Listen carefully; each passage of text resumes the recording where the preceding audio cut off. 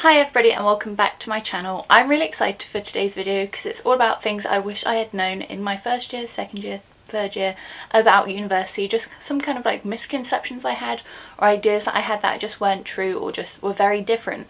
I think there's a lot going on about university and college in like movies and in books and things like that which seem completely different from the reality, so these are just a few of the things I picked out to kind of help explain things that I wish I had known before I started university or whilst I was at university.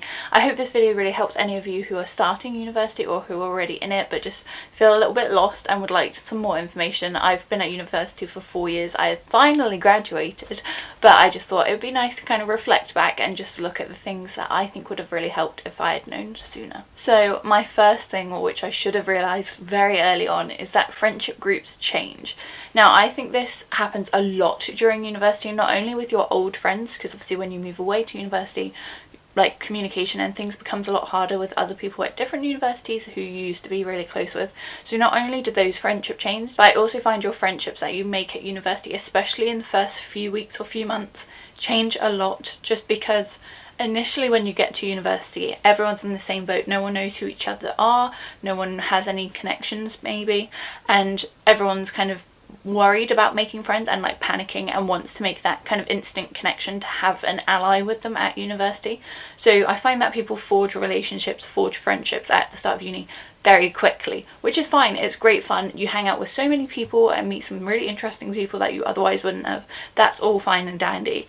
But as you kind of start to settle into your university rhythm and kind of get to know the people on your course and people in other courses that are maybe in the same societies as you and things like that, your friendship groups will start to change just based on how well you get on with certain people, how well your timetables match up, or differing opinions and things like that, just as they would naturally as you start to know people more and start to realise yourself more whilst at university.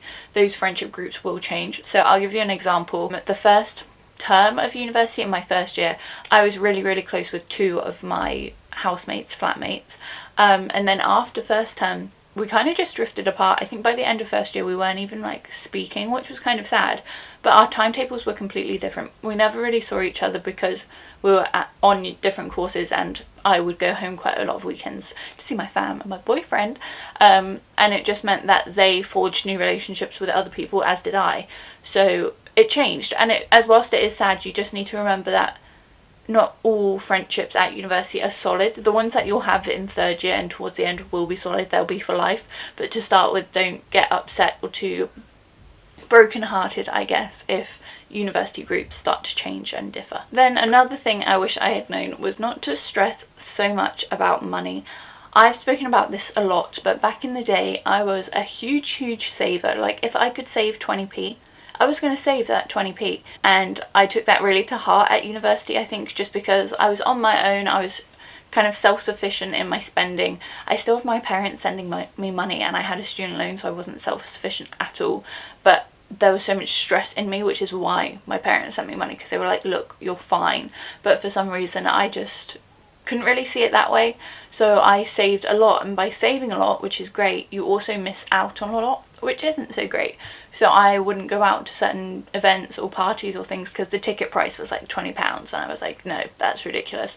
And I wouldn't go out to restaurants with my friends, or I wouldn't buy nice food for myself. I literally lived on porridge for breakfast, baked beans for lunch, and then a roast potato with mayonnaise for dinner. Not a roast potato, a jack potato with mayonnaise for dinner. Doesn't make it any better, but still kind of grim. And I just wish I had known that, like, you're not going to get those years back, you know, like your first year of uni is just that, it is a year and then you're done. Sometimes it's even less than a year. I think mine was like 6 months and then it was just summer holidays. So I think I would have liked to have thought of that a bit harder and just kind of reflected on what that meant and spent my money on more experiences and things that I could have looked back on and been really fond of, or had a funny story about, or what have you. I still had a great time in first year. I still had a lot of laughs, had a lot of movie nights, game nights, things like that, just kind of cheaper alternatives. But I wish I hadn't put so much stress on myself, because uni itself is a stressful thing. Like the move to a new place, learning a new institution, I guess, and also learning your course and all your deadlines is stressful already. I really didn't need to be worrying about money on top of that, as much as I did, at least. My next tip is just for me in life basically, and it is to speak to more people. I'm very quick to settle into a friendship group, like I was saying, and I'll be done. So like me personally, I've made two best friends in university, and I'm quite happy with that. Like I'm quite happy to make a little group of friends, get settled, be happy with it, and just not branch out or like speak to other people. Not saying like if someone came and chatted to me, I'd be like, no, sorry, but I just don't take the initiative to do it myself, which is such a shame because there are so many amazing people and lovely people on your university course or just in your university in general. And there's always that quote, isn't it, that like everyone's an expert at something, so you can always learn from new people. And I think I just kind of missed out on that chance because I don't know, I think I was just a bit nervous and a bit scared and to like talk to new people and everything like that. Even though I am kind of a people person, I don't know, I just didn't make that effort, which I really wish I had, because I think you can definitely expand your network that way. You can meet some great people, meet some great friends, and get involved in a lot of new experiences and things like that, as well as just learn something new, even about yourself or about that other person. So I think I would have spoken to more people. Like university is the perfect option to do that, but I'm definitely going to be carrying that notion forward moving into my new career and everything like that. So another bit of advice, I don't know if this still counts, but when I was in university, at least in my first year doesn't count. Now I treated it like it does count, and by it doesn't count it means it doesn't constitute to your grade. Like anything you do in first year is kind of null or void. The only thing is it lets you back in the next year, but you don't have to be getting a first in first year to get a first in third year, or as your degree is what I'm trying to say. And I definitely treated it as though it was like as though it counted, which kind of helped because it was kind of a practice run for me, so I could kind of see where I was at already and what I needed to improve on it and everything like that. But that meant when I was stressing about assignments and crying my eyes out with anxiety and everything like that, I really didn't need to be, because it didn't count. Now this is something I knew, but I've always been that kind of person who wants to do really well in exams and assignments. I'm one of those annoying people who just likes to do well. So yeah, I didn't really take any value from that, but I think it is important to remember that, just because like first year is difficult. There's a lot of changes, a lot of new things, and some people do struggle getting used to that or getting their head around that. I definitely did. I was definitely very homesick first year, and I almost considered dropping out, which is probably why they don't take first year as a grade. But just something to remember and to kind of again help you take some of the stress off of yourself. Another thing I wish I had known, I've spoken about this so much, this is going to have to be like the last time I speak about this on my channel, because I've said it probably in my last 4 or 5 videos, but I wish I had known about the High Achiever bursary in first year. Basically our university had a bursary which if you achieved if you achieved ABB at A levels, you would get £2,000 a year as a bursary, like free money basically. And that was split over the 3 terms, so it would have just been a nice little injection of money to help me out with my food bills and stuff, and may have meant that I didn't need to get money from my parents kind of thing. But I didn't know about it because I didn't research any of the bursaries or scholarships, and the university didn't tell me I qualified for it, obviously, because they weren't going to be like, oh, by the way, Amber, here's your free money. And I had to find out from a friend from another person who was on my course, and because I think I thought you had to get AAB and I got ABB, so I didn't think I qualified, and I did. So luckily I was very quick to rectify that, and they did send over my money, and I also told my housemate she was supposed to qualify for it and she didn't.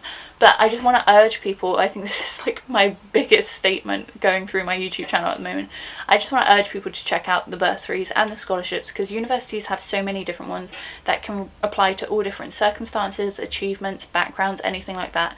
So I would just really urge you to look into it, because university is expensive, you're paying a lot of money, so if you can get some of that money back, why wouldn't you?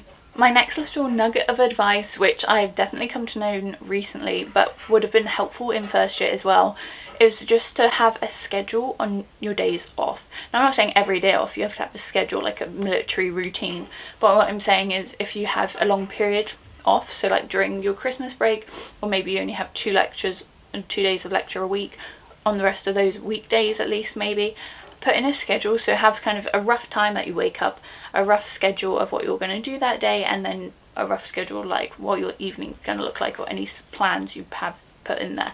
and I've been doing that a lot recently because I think without YouTube and without my scheduling and everything like that, I would be going crazy currently. But having a schedule and having a plan really helps. So all I do is on a Sunday night, I'll write out a list Monday to Friday on my phone, Monday to Sunday, and I'll just put down what I'm doing. So like film, park walk, edit, upload, self-care night, whatever.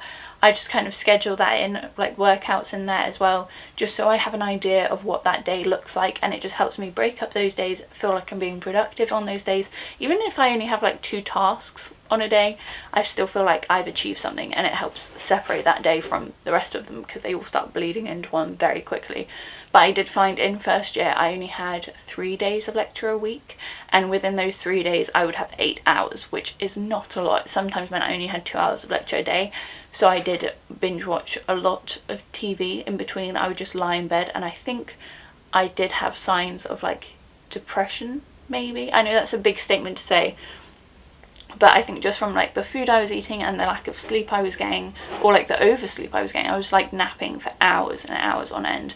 I think having a schedule would have just really helped me, being able to transition, because obviously you go from A levels, which are 9 to 3 or whatever, fully booked throughout that day, and then sometimes you'll have like revision courses and stuff after school, like meetings with your family or like gatherings and things like that, and going from that to literally 2 hours a day and then nothing, I found very difficult. So I think I wish I would have known that sooner, and I think that would have really helped me. So I just wanted to put that out there in case that sounds like anything you're going through. Implement a schedule to your day. Even now, even in today's circumstances, it really helps to kind of separate your days and make you feel a little bit more motivated and put together, I guess. My next tip is funny. FaceTime is your best friend. I FaceTimed, Skyped, video called so many people during university, just in general. I found it super useful, especially being in a long distance relationship, but I'm going to do a whole separate video about that. But in order to keep in touch with old friends and my family and everything like that, I was really worried that when I moved away to a different university I was just going to lose touch with so many people, and that we would all grow up like separately doing our own things.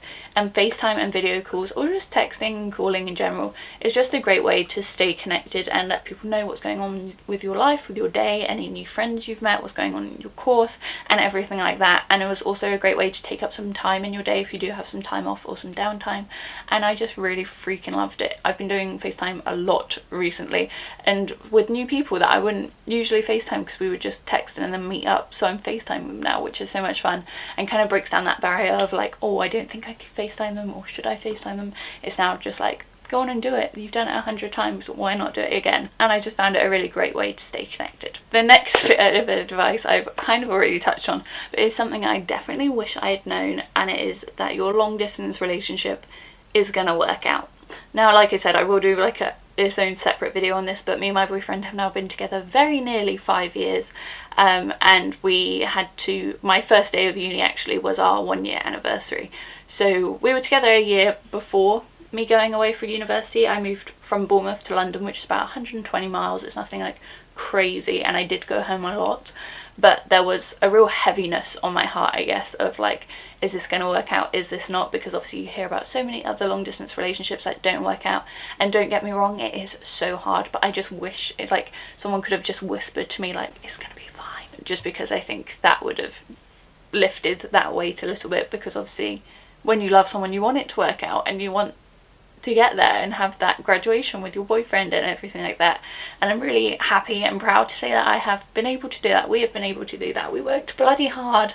My voice is cracking, but we got there. So yeah, I just want to boost a little bit of optimism, I guess, to anyone out there in a long distance relationship, that it is completely possible. But like I said, I'll talk about that in a lot more detail later on. My next tip I have also touched on very briefly, but it's just to network more, and I don't just mean with people on your course, I mean like with people at work, if you have a part-time job, or just with your lecturers and things like that, or at any events that your university is holding.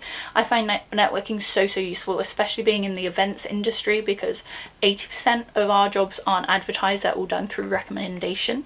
So if you can make your network and get your name out there and get your reputation out there to different people from different industries and everything like that, like everyone hosts events, that would prove very useful. I also find the motto, I guess, I don't know what to call it, the phrase that it's not what you know, it's who you know, does come into play quite a lot, especially if you speak to people who are quite young in very successful careers or in very like superior settings or places in their career.